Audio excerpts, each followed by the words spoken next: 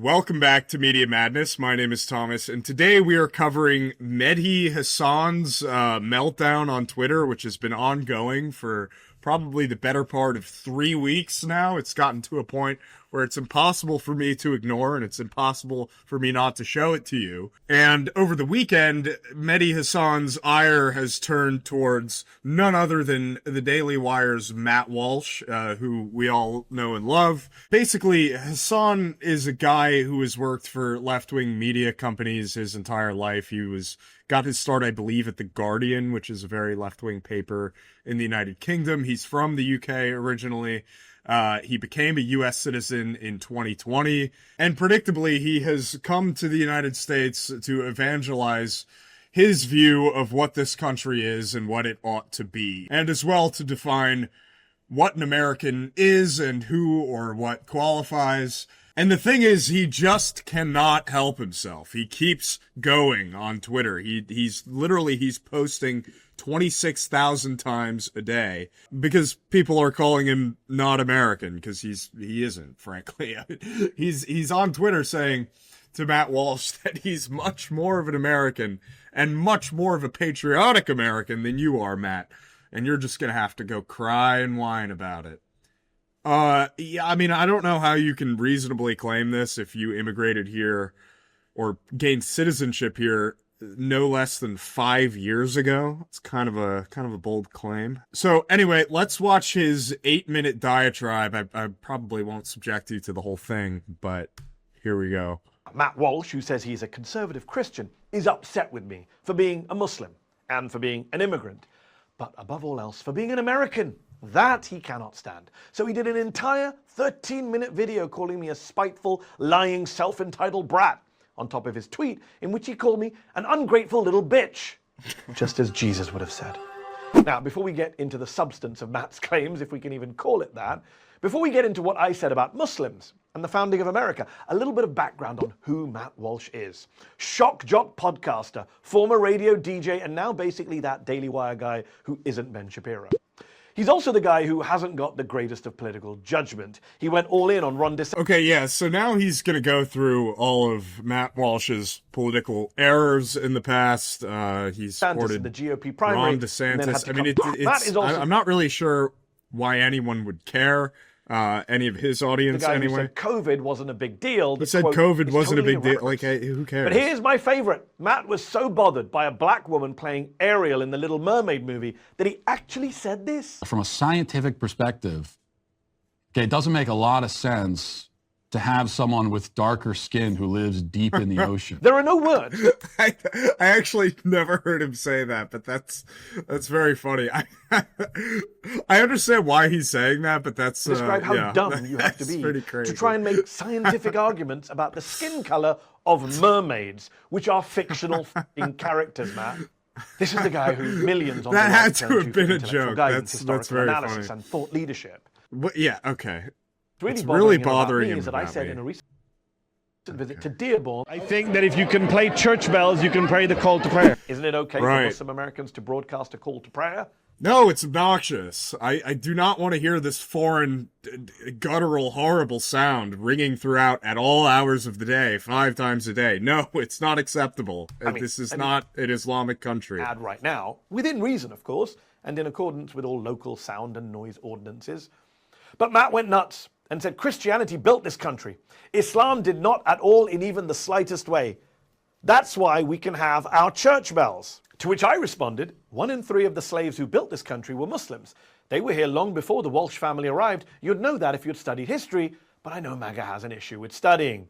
To which Matt responded with a 13-minute video in which he got really mad, but was unable to rebut the 2 central points that I made. Number 1, enslaved people helped build this country. Well, first of all, this is a line of reasoning that I've never really liked.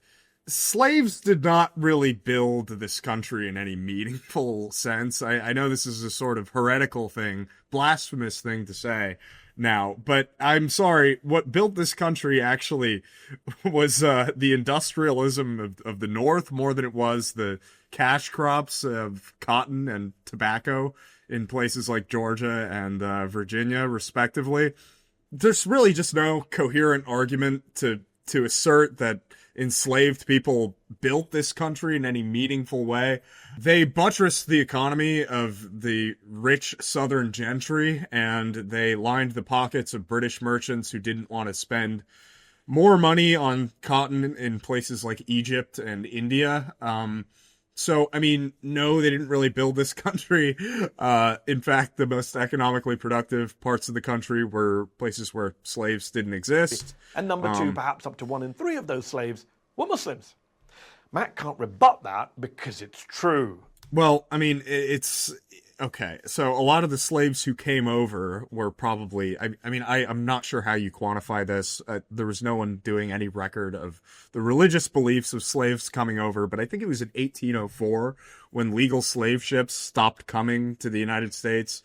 And then after that, it was just, they were born and bred essentially on American soil. So maybe there's some truth to the claim that a third of them were Muslims upon arrival, but the vast majority of American slaves were descendants of other slaves, and they adopted Christianity very quickly. So it's kind of a tough claim to make. According to historians, like the slave trade, enslaving, did not exist for very long in the history of the United States. I'm not talking about the practice of slavery. I'm talking about like slave ships actually coming from Africa. This ended, I think, under the Jefferson administration. So very early on. According to the African American History Museum, according to the U.S. State Department, Muslim slaves are a historical fact, as his boss Ben Shapiro has famously declaimed. Facts don't care about your feelings, Matt. I'm not really sure what difference it would even make. It's not my fault they didn't teach you about slavery in high school. He even issues this challenge to me. If Islam had ceased to exist 300 years ago, this country would not have lost a single thing. There is not a single real good thing about our country that we would not have if not for Islam. And if you doubt that, then go ahead and give me an example of the great gift that Islam has given to this country since its founding.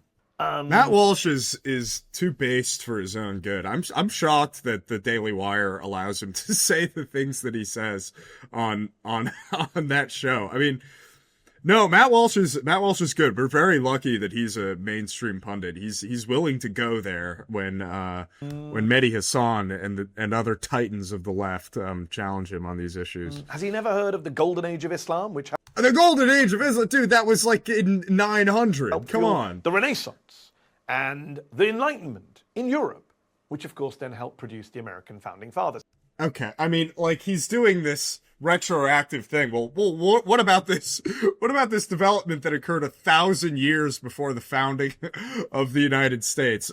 1,000. It's not quite 1,000 years, but I mean, you can point to anything in history as being, oh, well, this affected this and this affected this, and ultimately it led to the founding of America. I mean, you could do this with any historical fact.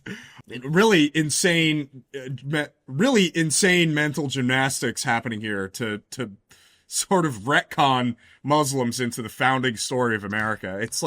Dude, come on. Has he ever gotten off of the internet and read a book? But look, I'm happy to fill the gaps in his education. He asked me to explain what Islam or Muslims have done for America.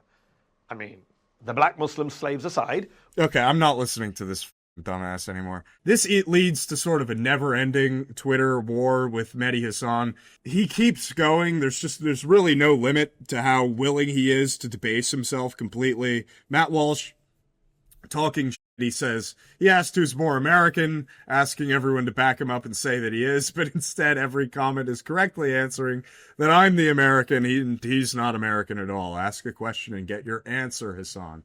And then Mehdi Hasan says something very petty about views and likes. Cry more. I mean, even on this far right infested website, my video on him has more than 1 million more views than his video on me. I mean, it's just pathetic, dude. Like, come on. Good Lord, this is getting sad, Mehdi. He's almost definitely doing this for engagement, which unfortunately we're giving to him by making this video. But Mehdi Hasan is a clown. He couldn't argue his way out of a wet paper bag, and he's a dumbass. I mean, what else is there to say? Anyway, that is all I got for you guys today. Thank you for watching Media Madness. My name is Thomas, and we'll catch you next time.